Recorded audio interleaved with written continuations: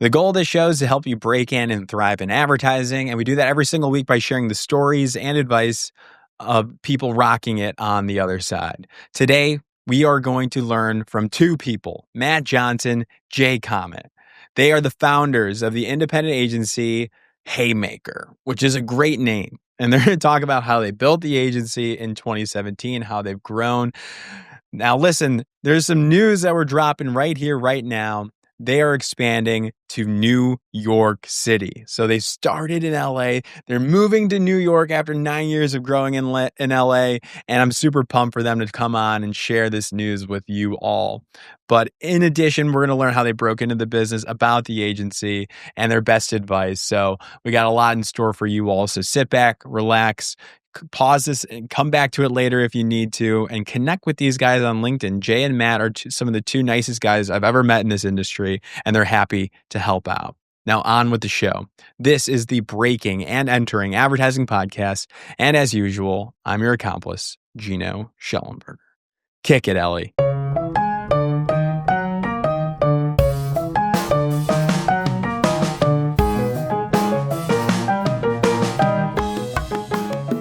Jay Kamath and Matt Johnson, welcome to the Breaking and Entering Advertising Podcast. How you guys doing today? Good, man. Thanks for having us. Of course. It's an absolute honor to be here. We got some big news to talk about. Haymaker is doing what right now? We're opening a New York office. Yeah, which is really exciting.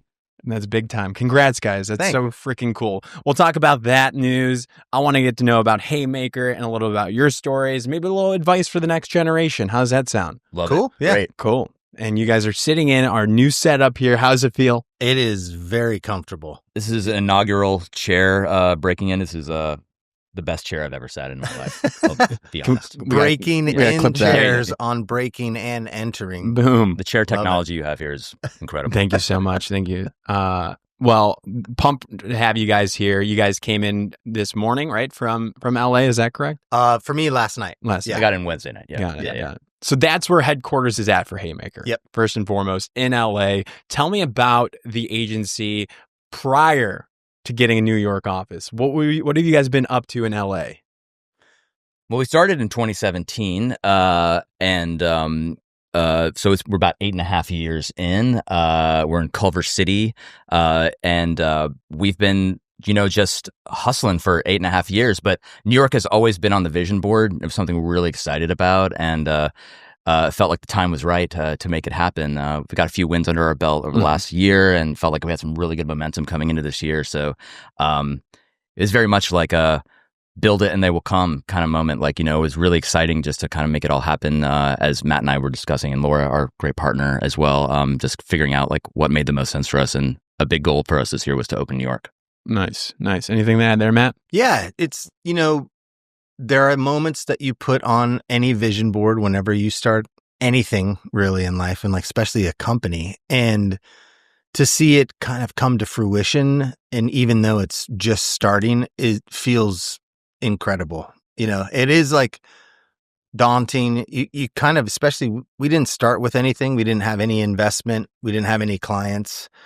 I literally borrowed a laptop from 72 and Sunny. And that was like the first thing that we accomplished, was like we made enough money where I can give my computer back. They were very cool about all that. Nice. And so, yeah, now with grit and sweat and hustle, we're now opening our doors in New York. And it feels like in many respects, we kind of get to do it again with 8 years of knowledge under our belts. Mm-hmm. And that part's really exciting. Yeah. Why New York? Why not like a Des Moines, Iowa? Because that's like on my vision board, is break entering Des Moines, Iowa. Love it. But why New York? Why right now? New York is the Mecca.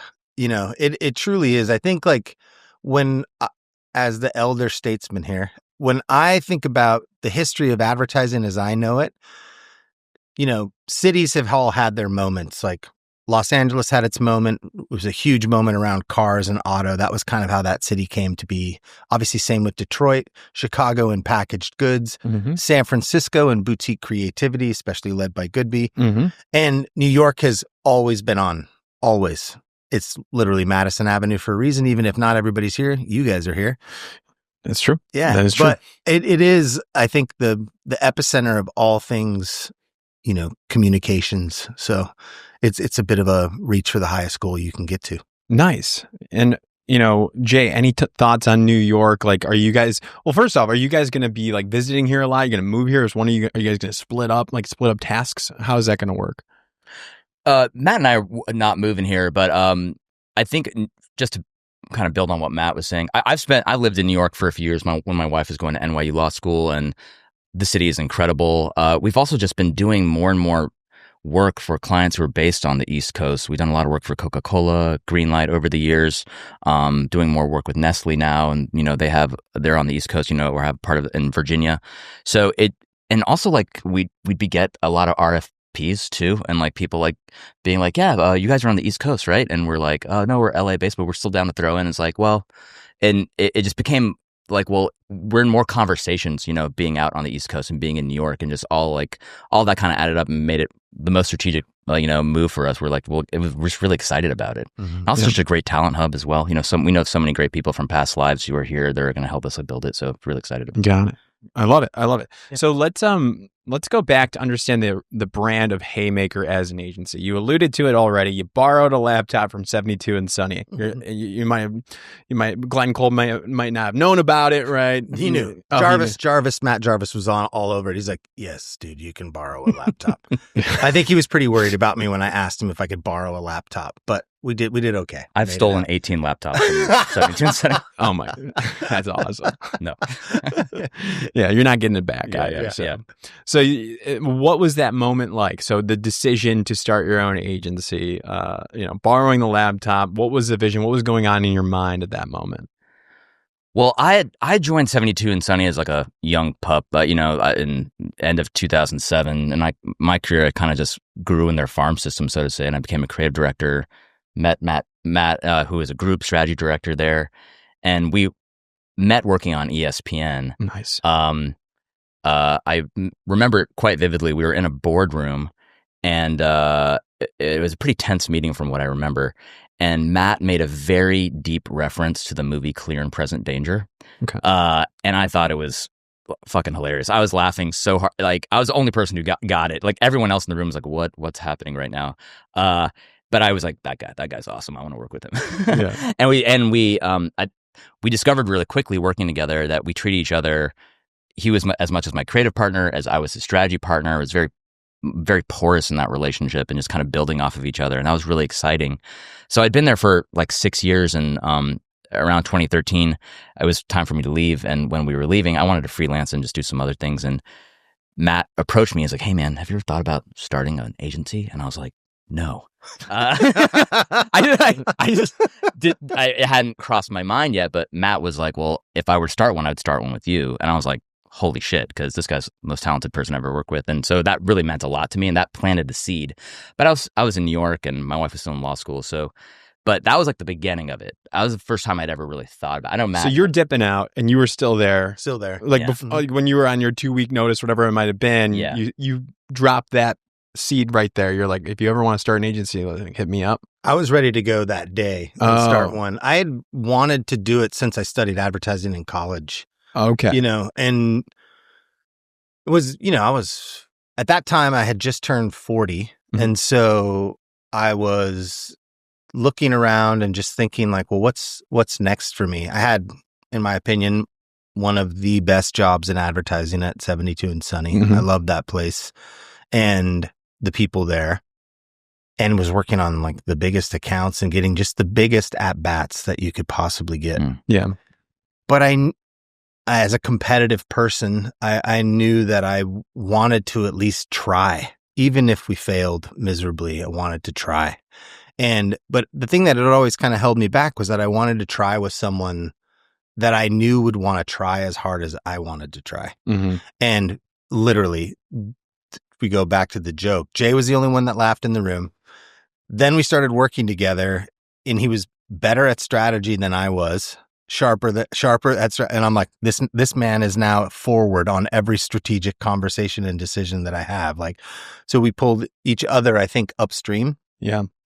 And then I think the other thing is like work ethic. I'm I'm the son of farmers, and Oh, he's hell the yeah. son of immigrants, Yep. and we work our asses off.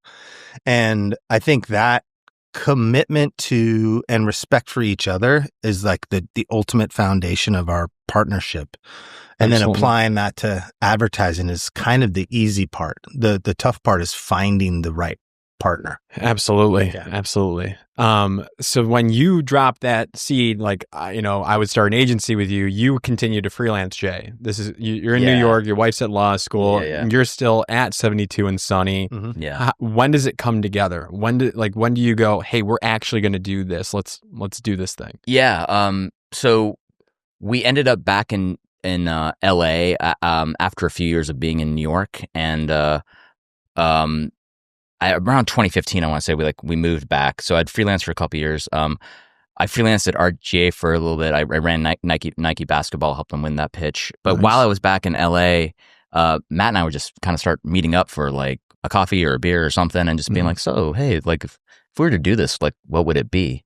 And so it would just be kind of a lot of those little conversations, like every couple months or something like that. And then then we're like, wait, we should do this, because we started coming up with this idea of like, well, our relationship's like really powerful, and it's not like a relationship between strategy and creative doesn't exist at other agencies, but it was never like the model or like the foundation or the philosophy. And we're like, well, that's really powerful.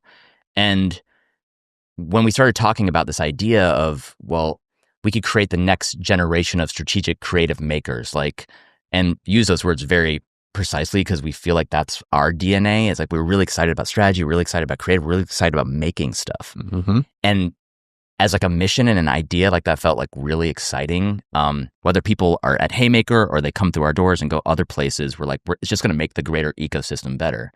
Or, I mean, case in point, like if people are in advertising or they go off and start their own company, if they value strategy, creativity, and making, there's no boardroom that you cannot go into, talk that shit, make something happen. And that was just really exciting for us. So that was like around like 2016, we started kind of putting that all together. I still remember we were at a restaurant called Akasha. Shout out to Akasha. And I had one of those sticky notes on my laptop just with a bunch of names. And when I threw out Haymaker, Matt could just automatically like just started like a conversation around like what that means. And we're both started working on ESPN, so we're both sports fans. Like Haymaker is this boxing term, but the idea that making is ingrained in it, and like I think you started to riff like almost automatically about like fragmentation and how we need to like land ideas that leave a mark, and like and we just got like, I don't know, just so the momentum just started to build there. So that was kind of like end of 2016, I want to say, and then my mom mandated that we start the company on a auspicious Hindu holiday. So we waited till February 2017 to launch. And then Matt thought that was a very strategic decision to do so. The best strategy decision we've made to date. I love that. Yeah. I love that. Haymaker, I mean, that's a badass name for sure. It sticks out. Thanks. You have to, I feel like the branding of the agency is already ingrained in the name, and then you can go from there. It's so important today. It's like no longer we're doing just like last names. Which I think is really, really interesting stuff. Some people do really successfully, but for us, it was about the idea of the agency more than us. Yeah. You know? And I think that's what we wanted to put out in the world. He's definitely in like the pantheon of our favorite clients, but his name's Alex Ames at Coca-Cola. He has one of my favorite quotes. We were working on Powerade, I think, at the time with him, and he said, "Look, we hired a company named Haymaker. We didn't hire Johnson, Kamath and Associates Advertising, because like he was talking about like the ideas that like we had been bringing to the table and what he was trying to sell through. So it was these like these big swings and trying to like push for something like more interesting, like always trying to figure out. We at the agency, like when we go through our values and talk about that, like one thing is like every presentation should have a Haymaker in it, like just something that obviously like connected to the brief, like nothing just like wildly off brief, but like just something that's like always bring more thinking, it's something bigger, something interesting. It's a filter for brands. It's like, okay, if they're doing RFP, if they have a review, whatever it might be, and there's a bunch of agencies in there and you guys make it to that, they expect that you're going to come up with big ideas, like strong creative ideas, great strategy, and like you're hitting haymakers here. So I think that's so great too. It's like they already know what they're working with before they even email you back in that scenario. So it's really cool. And to be clear, like it doesn't need to be a Super Bowl. Like like spot to be a haymaker. Like any brief can have, there's a greatness a lot awaits in any brief. Yep. And so anything can have like you can throw a haymaker on anything. And that's been exciting just to kind of see that manifest no matter what the opportunity is. Absolutely. It works in reverse too. I think a lot of clients are like not really thinking about the big idea, but they need big results. And so having a foundation in strategy and not letting that be separated from the work in any way, shape, or form. We will not share strategy. We will not share strategy without creative. We always share it together. And the reason that we do that is because people don't, for lack of a better description, eat strategy the same way they eat ideas. And so what happens is people get sold on a strategy. We're all really excited about it. It feels really sharp and smart and it's going to work. But everyone breaks off and kind of has their own line of thinking around what the ideas are going to be. So when you attach those two things and make them inseparable, what happens is then people understand, oh, this is how the thinking comes alive. And so when clients want really big results, sometimes they're not always sure, like, well, how do I back that into a really big idea? Or do I need a really big idea? You might need 100 small, super efficient ideas to get to your big results.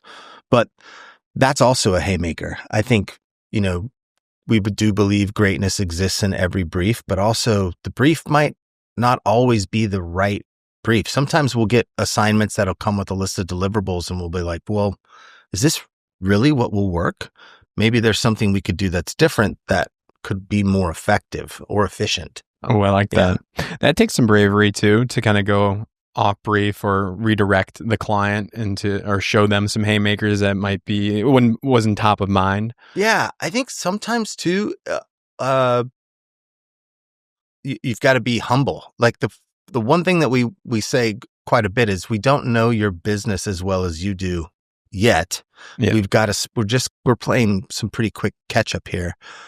But I think the best partners are the ones that bring us in because of that. Like they like the outside thinking, but we also have to approach it with an understanding that we're still learning about their businesses and the ins and outs. We were just in a meeting not so long ago where we presented something that we thought was really not only interesting, thought-provoking, and it was 100% driven towards sales. It wasn't necessarily an idea that you would look at traditionally, but the structure of the company and how its e-commerce system works, it wouldn't work. It wouldn't work because of the different, divisions and how they all kind of talk to each other. So while it was a really big idea, it had all the best intentions, was something that was driven towards sales. Again, it was a learning moment for us because we learned yet another thing about a client that we've been working with for, a little over a year. And those are the moments where you kind of got to be humble and be like, great, we're going to go back to the drawing board and find something that will work. Oh, yeah. And is that mindset that I love when people bring up on this show? It's not often brought up, but like that mindset of like admitting like, hey, this didn't work out. We're going to go back to the drawing board. We got plenty more ideas. We can easily come up with more. Because I noticed today with like the fast execution tools out there, AI, whatever it might be, that people get so drawn to their ideas and they don't want to go back to the drawing board. They love it too fast. And then when it gets killed inevitably or there's a revision, people today are not willing or they might be uncomfortable with that feedback. So that's really cool that you guys are doing that as well.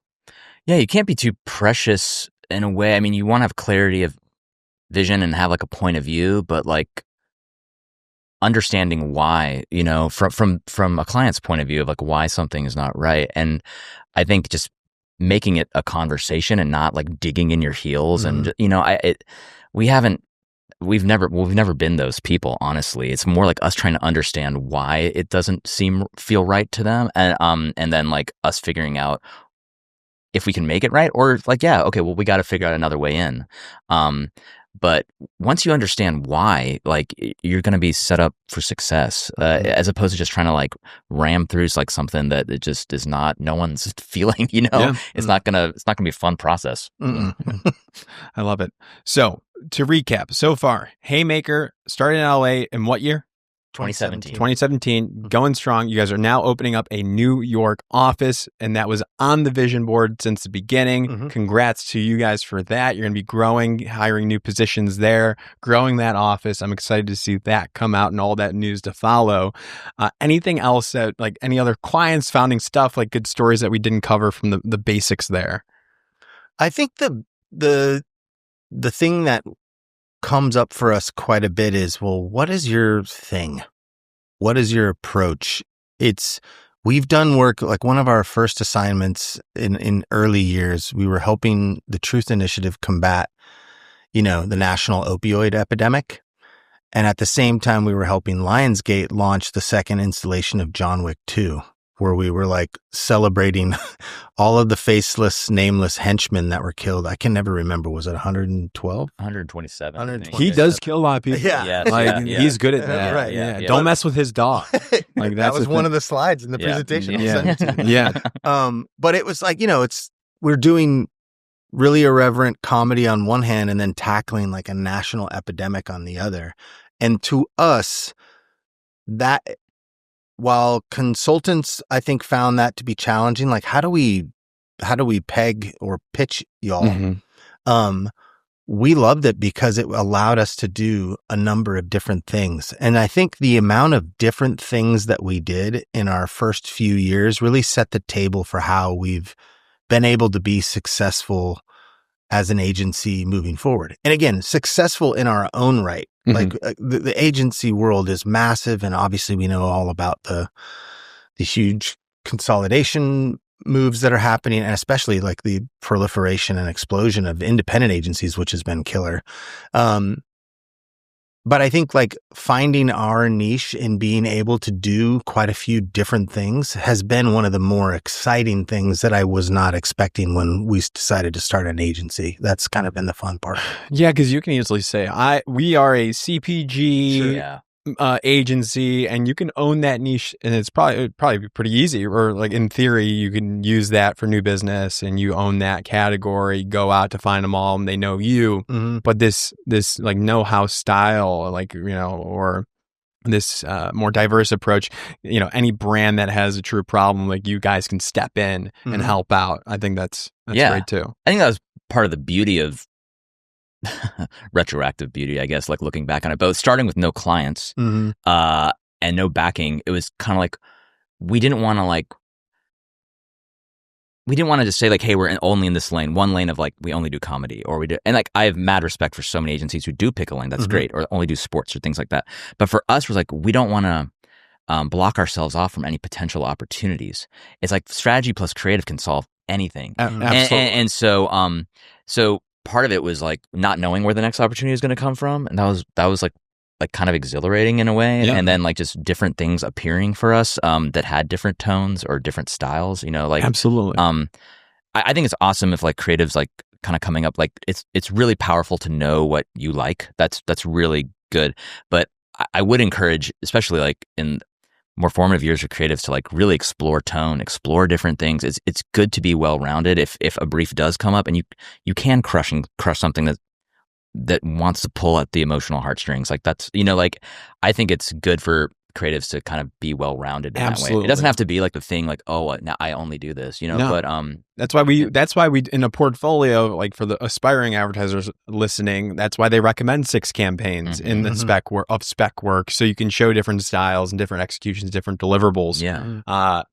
You could go all comedy route for 6 campaigns, and it might hit so well with one specific niche agency. But now there might be 50 agencies that will like you out of 15,000. Yeah, absolutely. So, I mean, I think you should, like, younger creatives should know what the kind of place they want to work at, right? Because the all comedy portfolio might totally make a ton of sense. But like for Haymaker, I know, like when I look at like creatives portfolios, I do like to see like, oh wow, they can do it all. Like it doesn't matter what brief comes in our door. I know they'll be able to crush it. Even though like we love doing comedy, like that's awesome, but it's not the only thing we've done. Yeah. Got it. I want to know how you guys broke into the business at the very beginning. At what point did you say to a young Jay or a young Matt that I want to make ads for a living? Who wants to kick it off? I'll jump in. Yeah. So I grew up in Augusta, Georgia, and I I like to draw, and I was like okay at math. I was like, oh, I'll be an architect, and because that's what I thought architects would do. And I went to school in St. Louis at Wash U, which has a great architecture program. And It's a good school. Yeah, and in the first few months, we were making chairs out of cardboard, and I was like, oh, this is like I had no idea what design was. It was my first like exposure to design, and I was like, this is amazing. And I was learning kind of Photoshop on the side because, back then it was like, you scan your drawings and you're creating presentations, you're putting it on a board. So I was dabbling in Photoshop, and but as the program went on, like I was talking to a lot of architects, and they were saying, basically like warning me. They're like, don't do this. And I was like, that's a red flag. But I really loved like doing like Photoshop and graphic design. So I started like, I put like my friends in like movie posters and just do like stupid stuff like that. Got him. Yeah. And I around the same time I found like a one-show book. They used to like have these annuals that were like these Bibles that you could like throw someone and probably kill them, like for sure.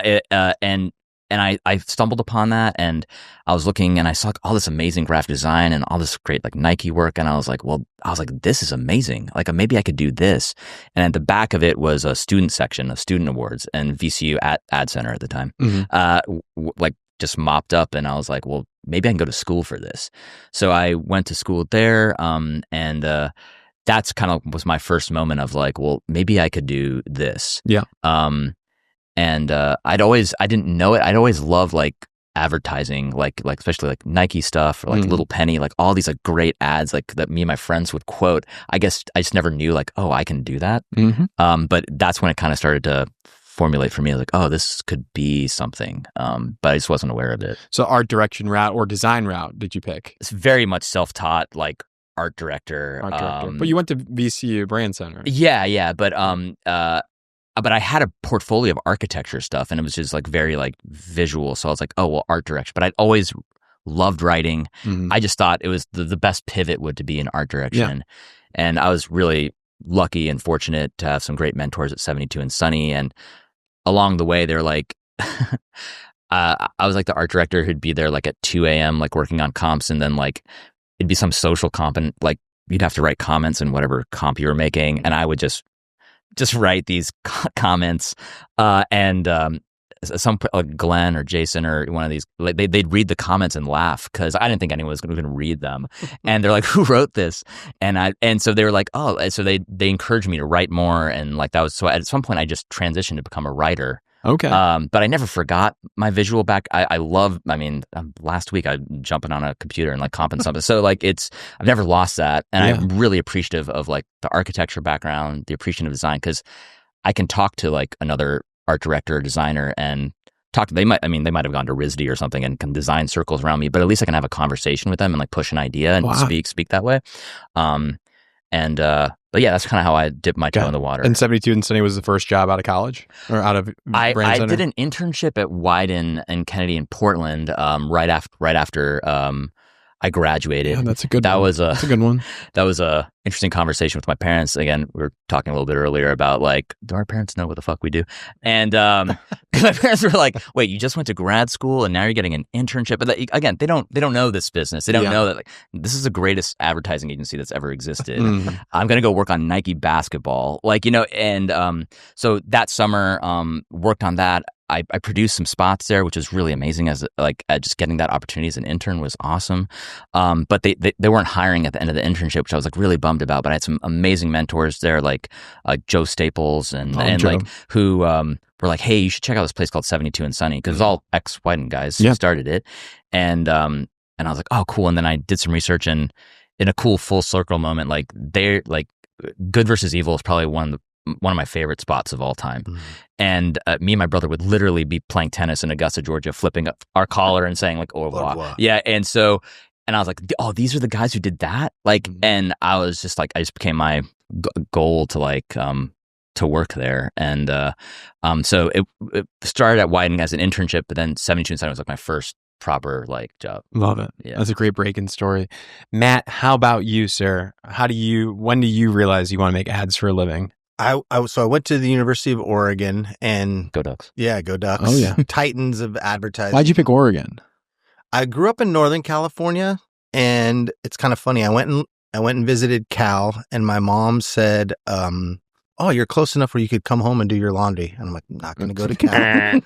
And then I went up to Eugene, and it was literally like, it wasn't even about the school. I stepped foot on the campus, and I'm like, oh my God, this is almost like what I had always imagined college would look like. Yeah. A lot of vampires, though, in the Pacific Northwest, right? Like from the, what's that from? No, Twilight. Oh, sorry. Yeah. Not We're good at clear and present danger references, not Twilight references. Sorry. Yeah. I was like, trees. There's a lot of trees. No, there's vampires in there. Yeah, there's vampires, sure. But yeah, and so I went, and I was the editor of our school paper in high school.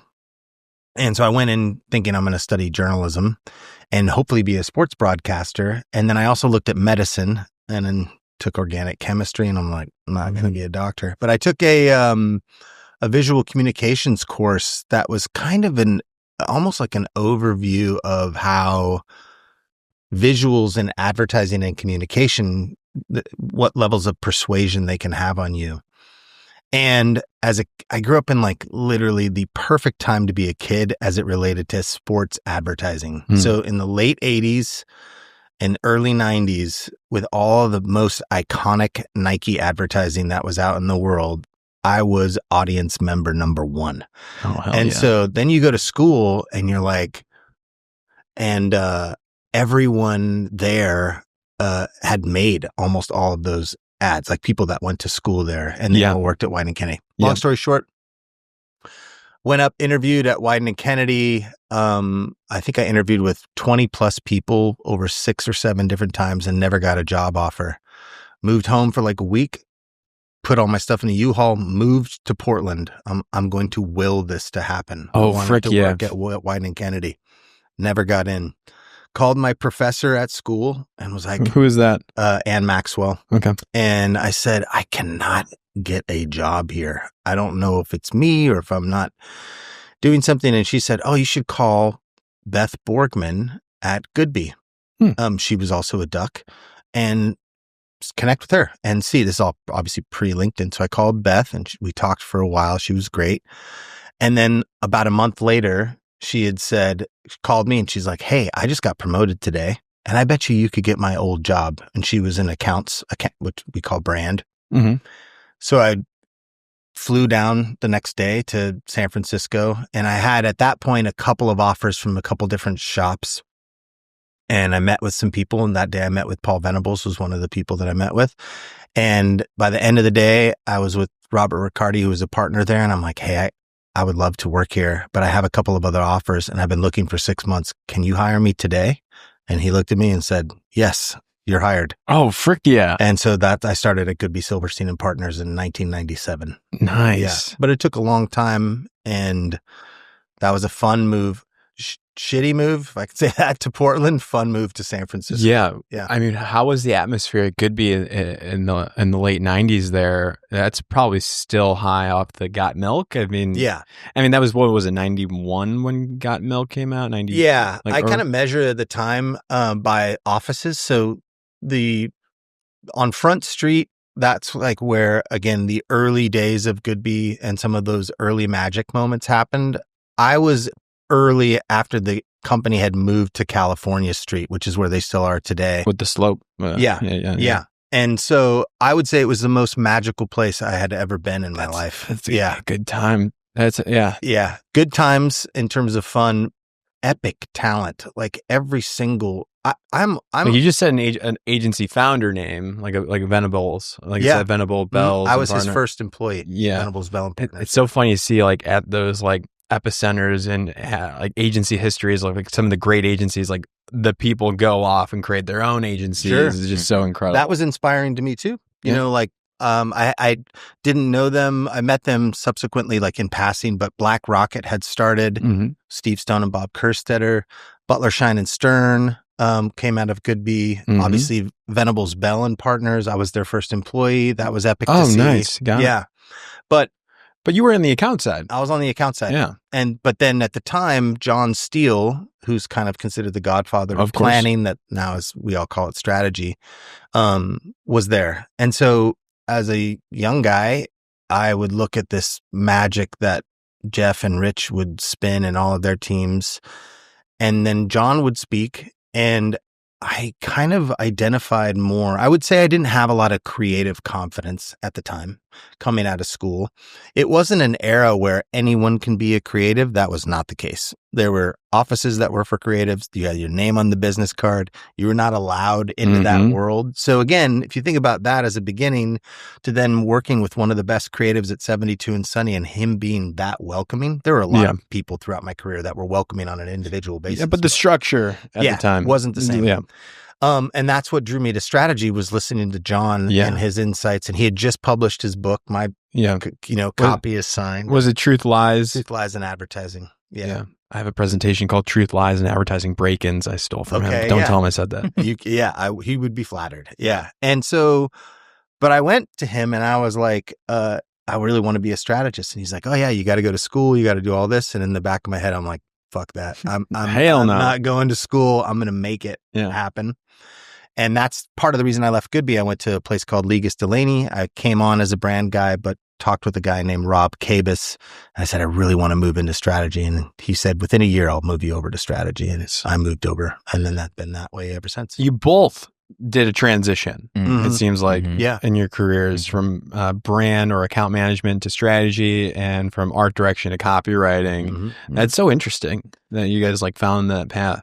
And so valuable, I guess, as we started our own company. I mean, dude, day one, we were just two dudes in a WeWork, and it was like, okay, cool. I guess you're producing this one. I'll kind of be more brand person on this one. It was just had to pull from everything to all the experience to will it into existence. I mean, in a way, it's like everyone has a superpower, right? Everyone should kind of know.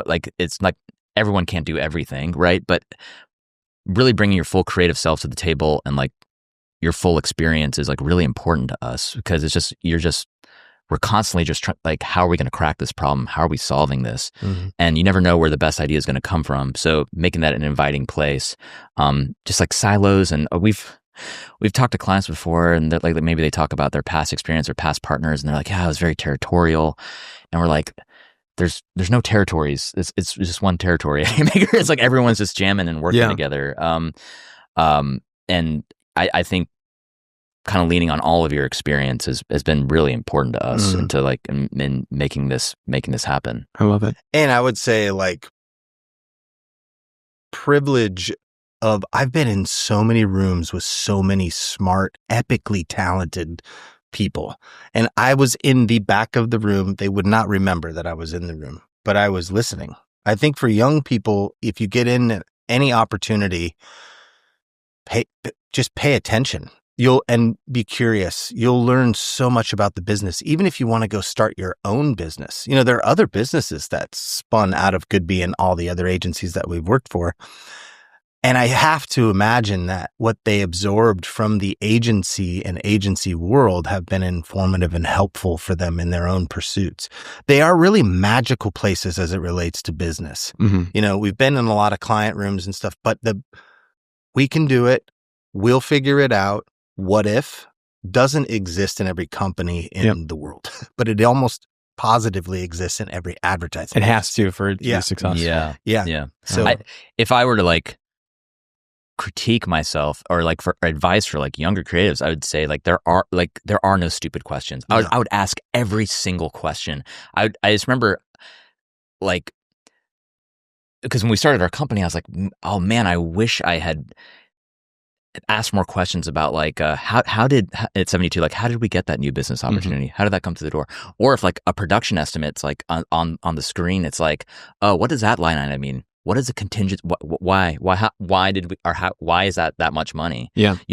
But I think there's a fear when you're younger. And I would just be don't makes it look better, to be honest. Don't do anything stupid. And so, but I wish I had done more of that. If you ask those questions, it shows that you care. And I mean, as long as you're not asking the same question over and over, like, what's that line item for again? Oh Yeah. what's that line? If you ask new questions and you Yeah. learn from it, absolutely should do that. Especially if it's an environment that fosters curiosity. I think like 72 is really good. Like if it wasn't in the meeting, I know I could have gone to somebody else and be like, hey, why did we do that? Or like, Right. And I know not all places are like that, but if you're interested, it's about finding a place that, where that's allowed and like, and people are excited about answering those questions. And I would say especially in my early days, I did my job, whatever it was, 10 to 6. I learned 6 to 10. Where it was like, yeah, like, so that's the best shit I've ever heard. As an account guy, again, you are the glue person, account girl, account guy. You're the glue person at the agency. Let's say back in the day, I'll date myself here, but there was like, we had one guy, Mark Rurka, that would set all of the type in design. It wasn't in everyone's hands. And so I had to be in the room with him when he was correcting and making mechanicals for print. So that's where I learned about leading and kerning and typography. And it was those things where he'd be like, see how the serif type doesn't work. I have to hand space this because it's this font. Mm-hmm. And I think all of those things gave me an appreciation for the craft than on production. It's like you could be at the craft service table. You could be now on your computer surfing the web or whatever, or you could just pay attention. I know a lot of directors that were art directors or copywriters at agencies that when the director was doing their thing, and this is everything from film to now digital, they would ask a lot of questions, annoyingly so. And some directors are cool. Most are cool that they would answer all those questions. But those people are now directors. We've hired them. And I think that is like, again, there is a job at an ad agency, but then there is an opportunity. And the opportunity is what will help you translate across any business vertical, any creative field, and anything you want to do, especially if you are an entrepreneur in spirit and a maker in your heart. I think they are true like wonderlands for opportunity, but you have to want the opportunity. The opportunity doesn't always come 9 to 5. The opportunity comes sometimes late nights and weekends and in those long plane rides. Or we were talking about an all-nighter we pulled here in New York before we presented what was a really amazing campaign to ESPN. And the thing we remember is the all-nighter. We don't remember all the days and work that led up to it. That was like during work hours. It was the all-nighter. And those are the moments that advertising gets criticized for. But I think that's the magic. That's where all of the like really cool stuff is. I'm not saying you have to work insane hours. I'm just saying like, don't turn away from maybe what could be a really cool opportunity because it's not the right time or, What I remember is exporting the PDF, and it was like 6 a.m. or something like that. And I was like, version finals 85, fuck this shit. I was literally like, and I sent it to the brand person who didn't rename it. So when it was on the client screen, the main client kind of saw it and like just chuckled. And I was like, okay, cool. He's cool. Yeah. Oh, I love that stuff. Yeah. Well, gentlemen, congrats on all the success. Thank you for taking the time, coming to our space here to talk about your future. New York office. That's got to be awesome. Yeah. Congrats to you guys. Let's stay in touch. Send us your cool campaigns that you guys make, and we'll put it on the board. And congrats to y'all as well. Yeah. Before we close, I would just like to give you guys some flowers. I think it's incredible what you guys are doing. Thank you. Yeah. The energy that you're bringing to advertising is an energy that has been missing for decades. And really impressed, and keep going. Don't let obstacles get in your way. Thank you. Yeah. And it's super cool what you guys are doing here. So it is like, I feel like a font of energy that the industry has needed around the world for some time. So thanks for bringing it. Thank you guys. Appreciate that. Stoked It means to be so here. much. Thanks for having us. When you want to open Breaking and Entering Mumbai with us when we open our office, Let's please split let us some know. office space. Oh, hell we'll do yeah. it. We'll recreate this layer in the subcontinent of India somewhere. I freaking love it. Yes, yeah. Right after our Des Moines office. Yeah, Des We'll Moines. do that too. Yeah. Love it. Cool. Gentlemen, nice job. Thank All you. right. Thanks, man.